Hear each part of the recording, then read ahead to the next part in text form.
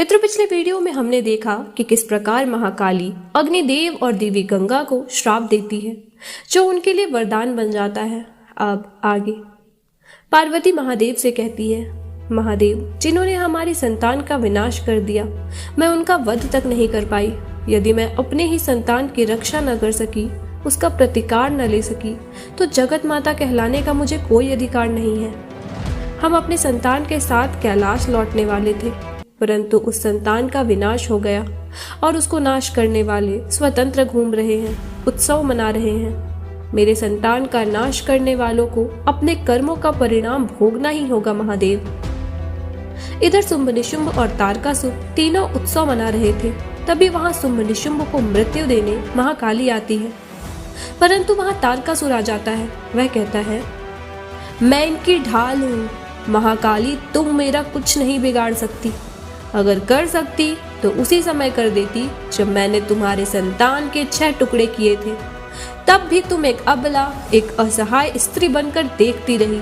मुझे मृत्यु देने वाला खुद मृत्यु की गोद में सो चुका है। अब मैं अमर हूँ। और वह जोर जोर से हंसने लगता है। फिर महाकाली को अत्यंत क्रोध आ जाता है। वे कहती है, तारकासुर, तुम्हारी जिन आंखों में आज एक माता के लिए उपहास है, स्मरण रखना, एक दिन तुम्हारी वही आंखें तुम्हारी मृत्यु देखेगी। मेरी संतान से शत्रुता करके तुमने मुझसे शत्रुता मोल ली है। मुझे बंधन है ना कि मैं तुम्हें मार नहीं सकती। एक दिन अपने पति का वरदान भंग किए बिना मैं हर प्रतिबंध तोड़ दूंगी, चीर कर रख दूंगी तुम्हें मैं तारकासुर। फिर महाकाली कैलाश चली जाती है। कैलाश में सभी के नेत्रों में आंसू भरे पड़े थे। वहां सभी को देख देवी पार्वती भी रोने लगती है, जिन्हें देवी लक्ष्मी चुप कराती है। इसके बाद पार्वती महादेव से कहती है, महादेव, मैं अपने संतान के टुकड़ों के अंतिम दर्शन करना चाहती हूँ। ऐसा कहकर वह कैलाश से चली जाती है। उनके साथ देवी लक्ष्मी भी जाती है। इधर तारकासुर शुंभ निशुंभ यह सोचकर परेशान हो रहे थे कि अभी तक उस बालक का अंत नहीं हुआ है। शुंभ कहता है, महान तारकासुर, अब वह 6 बनकर 6 दिशाओं से आप पर आक्रमण कर सकता है। तारकासुर कहता है, तुम्हारा तर्क उचित है शुंभ, मैं कुछ अधिक ही खुश हो गया था। अब हमें उस शक्तिपुंज का समूल नाश करना होगा शुंभ, और यह सब करना होगा पार्वती के उस ऊर्जा पुंज तक पहुंचने से पूर्व। इधर देवी लक्ष्मी और देवी पार्वती दोनों ही उस ऊर्जा पुंज को ढूंढने लगती हैं। उन्हें वह ऊर्जा पुंज 6 अलग अलग भागों में 6 कमल के फूलों पर मिलते हैं। तभी वह ऊर्जा पुंज बालकों का रूप ले लेते हैं, परंतु वहां उनके साथ कोई और भी था जो उन्हें अपना पुत्र कहकर पुकार रहा था। वह थी 6 कृतिकाएं, जिन्हें ये ऊर्जा पुंज मिले थे और उन्होंने ही बड़े प्रेम से उन्हें अपने पास संभाल के रखा था। देवी पार्वती और लक्ष्मी आश्चर्यचकित होकर कहती हैं, यह 6 कृतिकाएं इन्हें अपना पुत्र क्यों बोल रही हैं? देवी लक्ष्मी, शायद यही इनकी माता है। हमसे बहुत बड़ी भूल हो गई है पार्वती। पार्वती, नहीं देवी लक्ष्मी, एक माता को अपने संतान को पहचानने में भूल नहीं हो सकती। देवी लक्ष्मी, तो फिर हमें इनसे जाकर बात करनी होगी। तभी वहां बालकों की हत्या करने शुंभ निशुंभ और तारकासुर आ जाते हैं, जिन्हें देख लक्ष्मी और पार्वती वहीं रुक जाती है, कृतिकाओं के पास नहीं जाती। शुंभ निशुंभ और तारकासुर को देखकर सभी कृतिकाएं बालकों को लेकर भागने लगती हैं। भागते भागते वह एक अदृश्य द्वार से कृतिका लोक चली जाती है। कृतिका लोक, जहाँ सिर्फ पवित्र आत्मा ही प्रवेश कर सकती है, असुर नहीं। इसी कारणवश जब शुंभ निशुंभ और तारकासुर उस द्वार में प्रवेश करने की कोशिश करते हैं तो उन्हें एक तेज बिजली का झटका लगता है। बार बार प्रयास करने के बावजूद भी वह तीनों उस द्वार को पार नहीं कर पाते और क्रोधित होते हुए वहां से चले जाते हैं। फिर माता पार्वती और देवी लक्ष्मी वहां आती है और वह उस अदृश्य द्वार से प्रवेश कर कृतिका लोक पहुंच जाती है, जहां वह अलग अलग 6 पालनों में उन 6 बालकों को सोते हुए देखती है। माता पार्वती उन 6 भागों में बटे बालकों को देखकर उन्हें गले लगा लेती है और रोने लगती है। तभी सारी कृतिकाएं वहां आ जाती हैं, परंतु उन्हें यह पता नहीं था कि वह स्वयं जगत माता पार्वती है और इन 6 बालकों की माता है। देवी पार्वती मुस्कुराते हुए सारी कृतिकाओं को धन्यवाद करती है और कहती है, आप सभी का धन्यवाद जो आपने मेरी संतानों की रक्षा की। यह बात सुन सभी कृतिकाएं अत्यंत परेशान होने लगती है कि आखिर यह देवी हमें धन्यवाद क्यों कह रही है और खुद को इन बालकों की माता क्यों बता रही है। वे कहती हैं, नहीं देवी, इन बालकों की माता तो हम सब हैं, आप कैसे हो सकती है।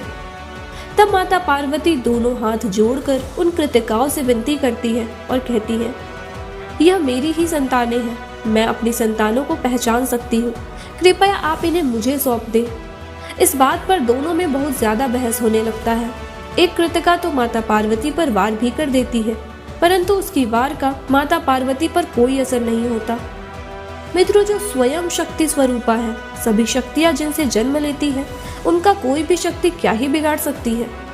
कृतिकाओं के वार का माता पार्वती पर कोई असर न होता देख सभी कृतिका चिंतित हो जाती है।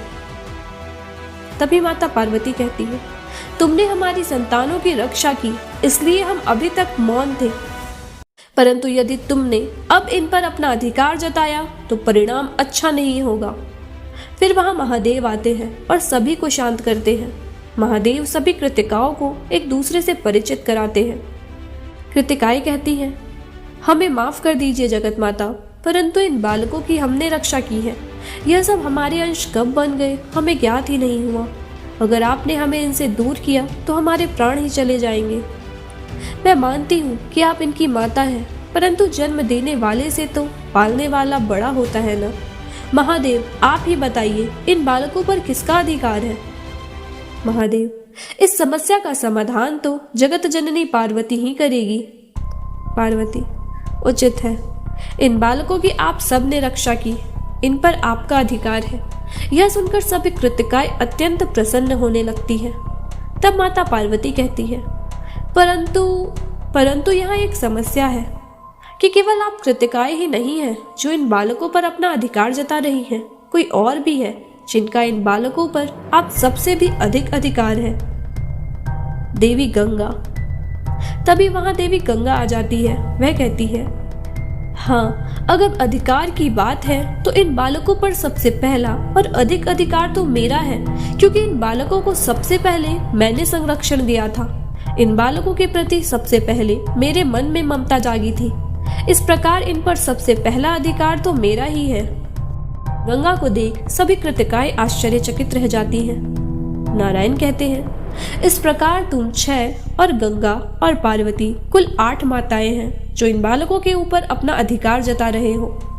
इसलिए मेरा मत है कि इन बालकों को 6 नहीं 8 भागों में बांट दिया जाए और प्रत्येक माता को एक एक भाग सौंप दिया जाए।